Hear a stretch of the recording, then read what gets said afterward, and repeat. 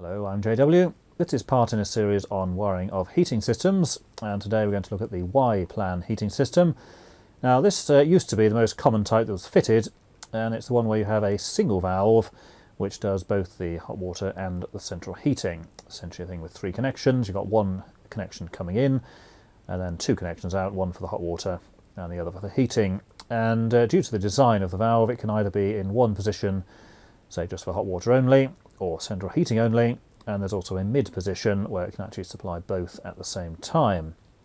Now this isn't fitted particularly much these days, mainly because you can't actually expand it easily or at all, so if you want another heating zone then it's not really possible to do that, but nevertheless it's still very common, as there's many thousands or maybe even millions of systems out there still using it.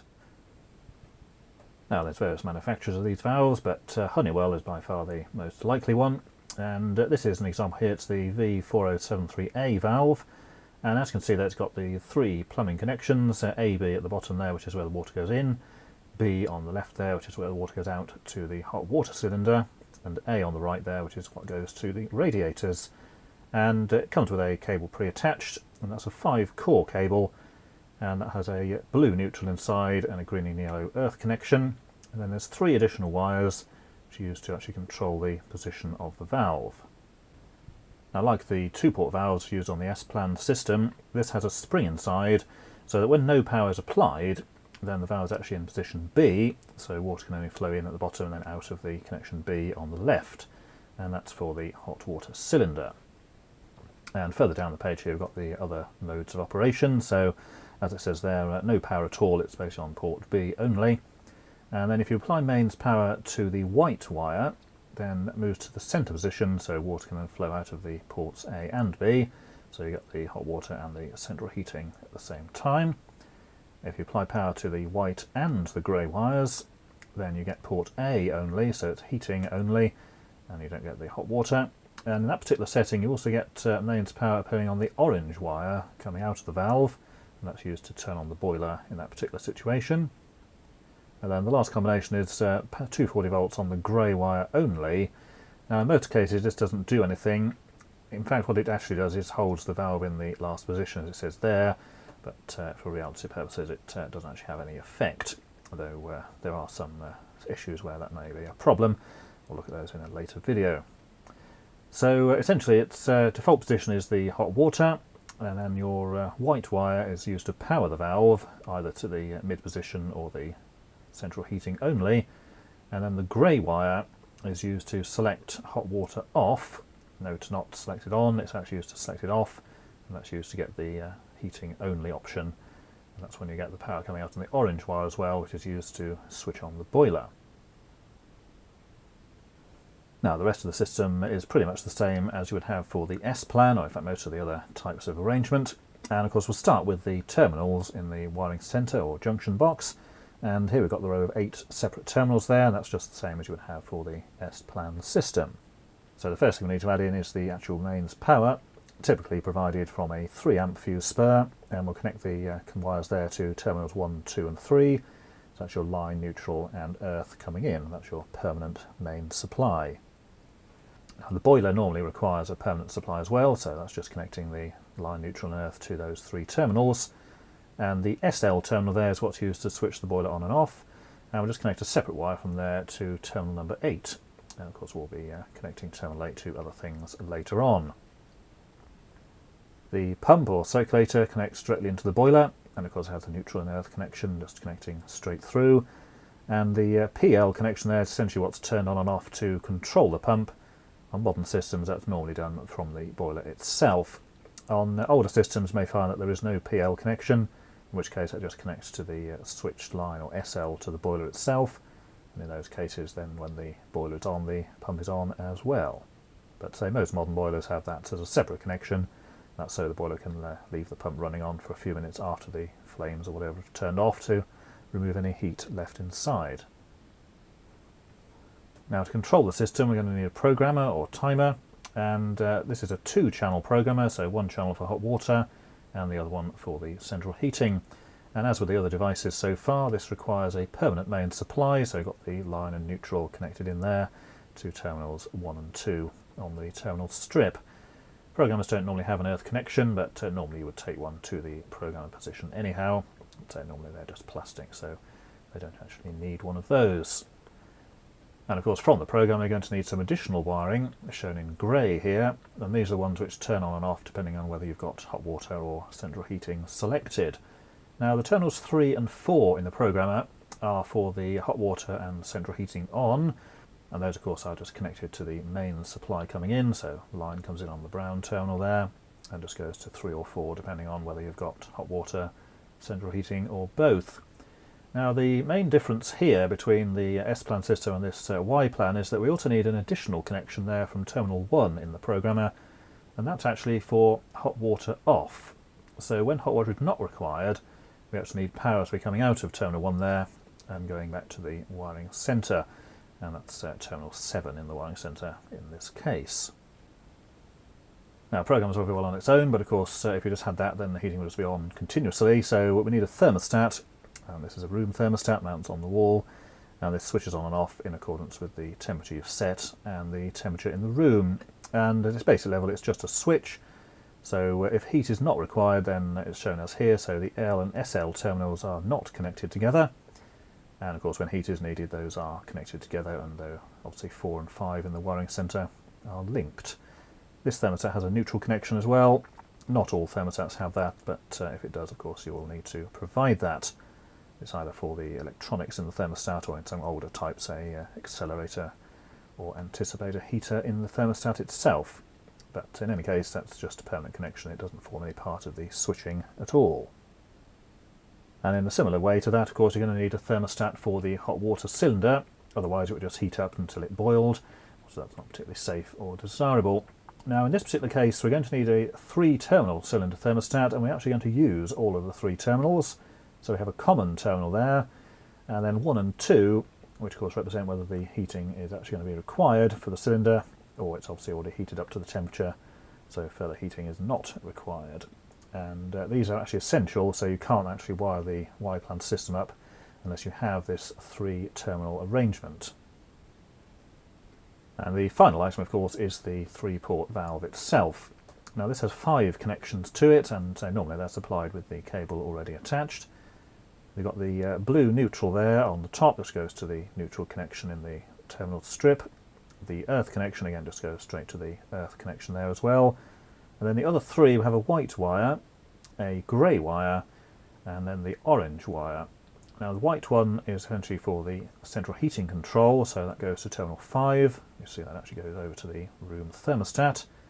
The grey wire is what is used to signify that hot water is not required. And you see that actually goes down to the cylinder thermostat via terminal 7.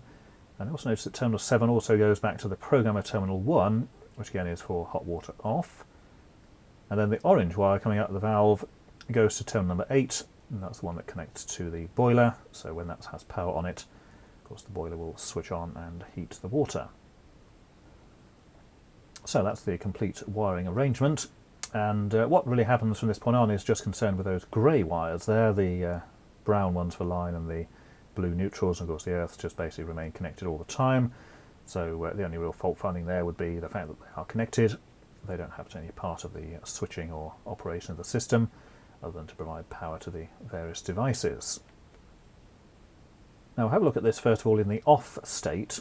So this is where nothing is actually required, so no hot water, no central heating, so nothing should be turned on, and the boiler of course is not going to operate.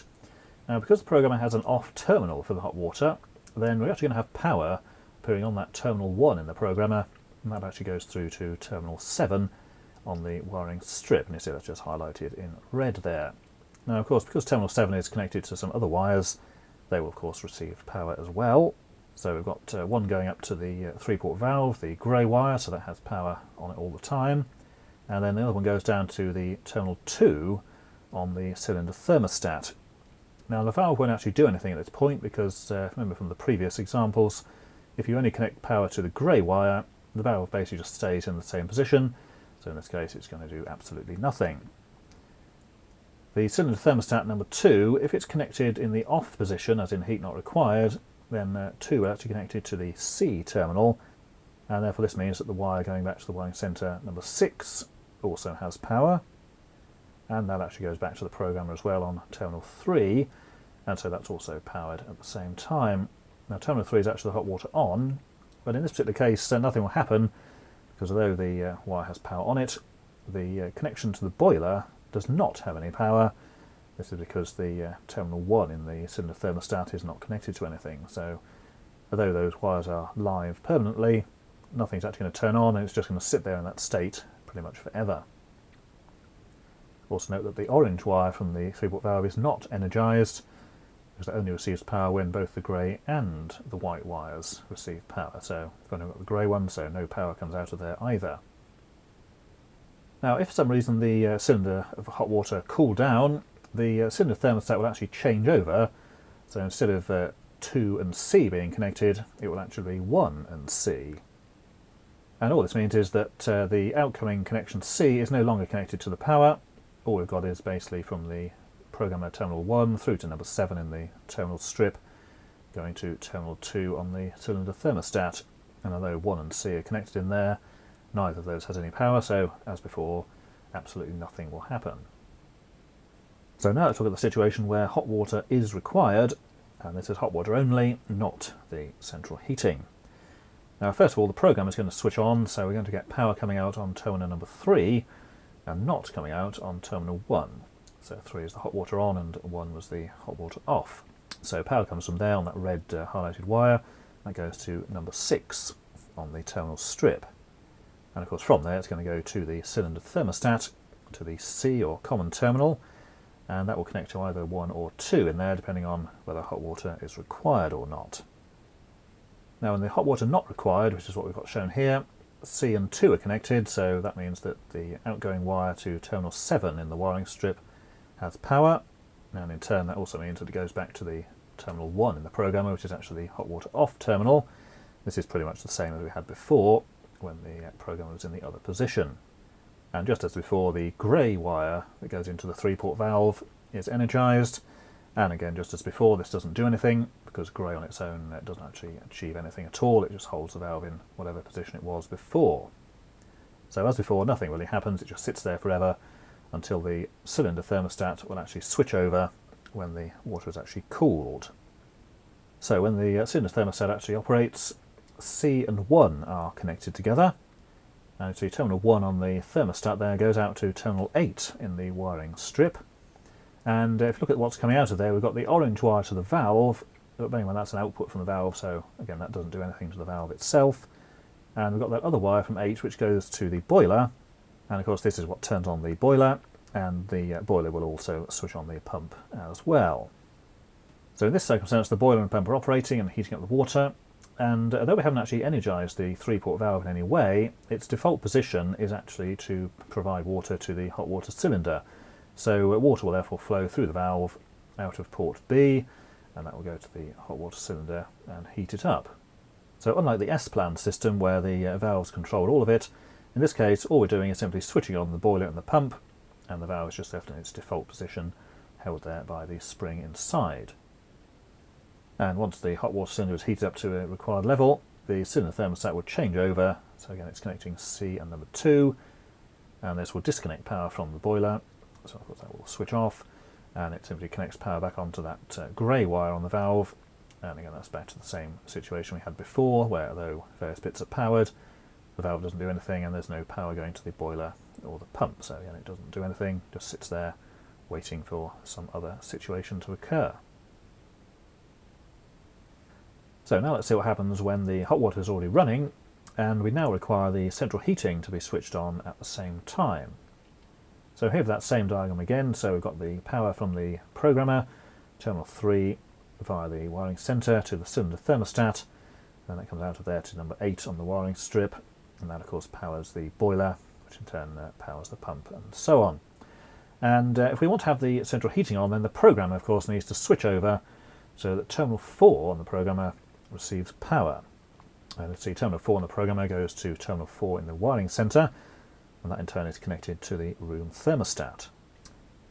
Now as we've got it here, the thermostat is actually open, so no heat is required in the room, so nothing's really changed here. The only difference is the thermostat now has power.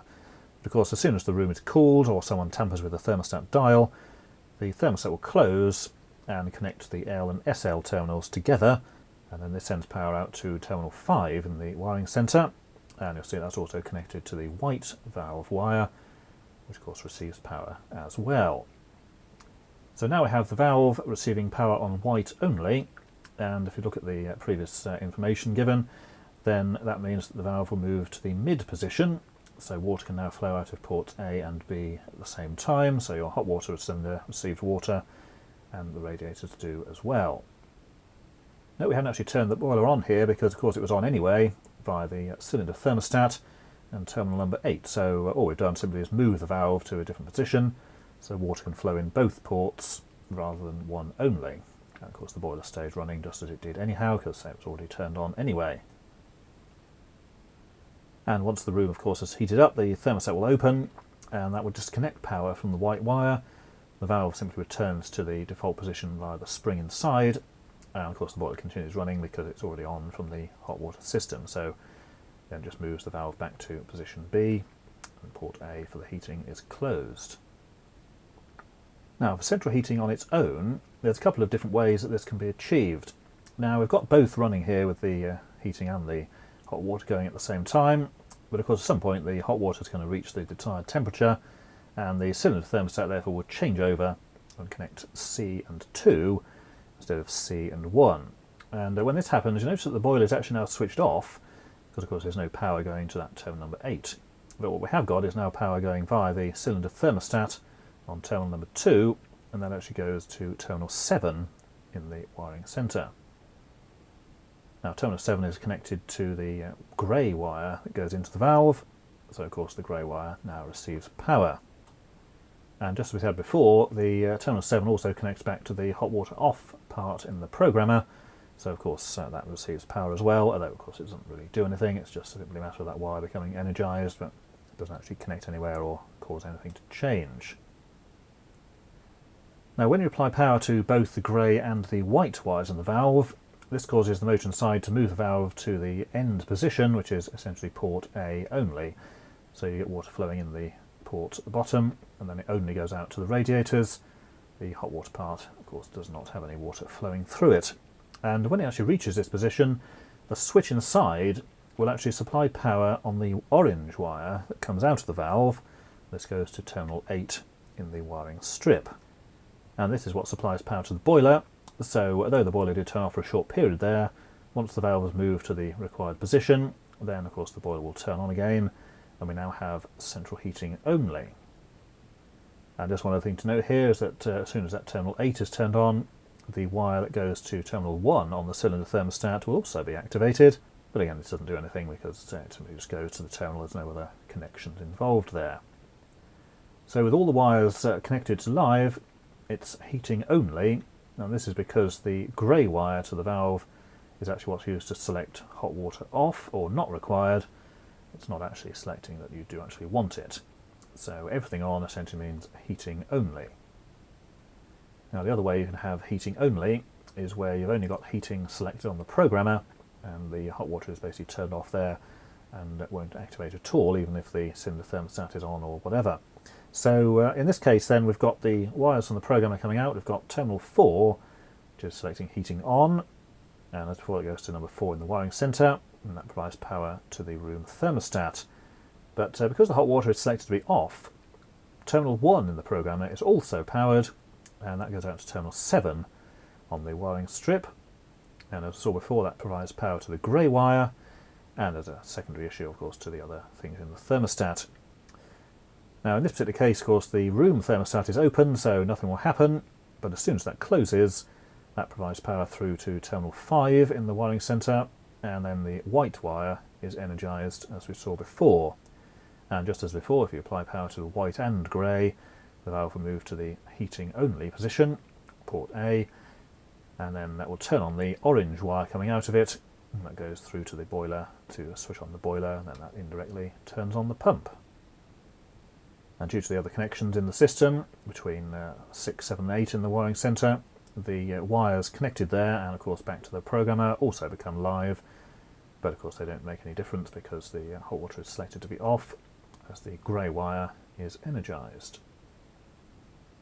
So let's look there at the Y-plan heating system, and it's pretty reliable. The only likely things that are going to go wrong are the thermostats, which may or may not stop working. They may either jam open, closed, or be sort of intermittent. And the valve itself can fail, as it's got various components inside, any one of which obviously going wrong could cause various unusual operation. But other than that, it's a fairly straightforward type of system. Just remember that the grey wire is energised when hot water is not required. It is not used to select hot water, so if everything is turned on, then of course you're looking at heating only, not heating and hot water. But until next time, when we have a look inside the 3-port valve, thanks for watching.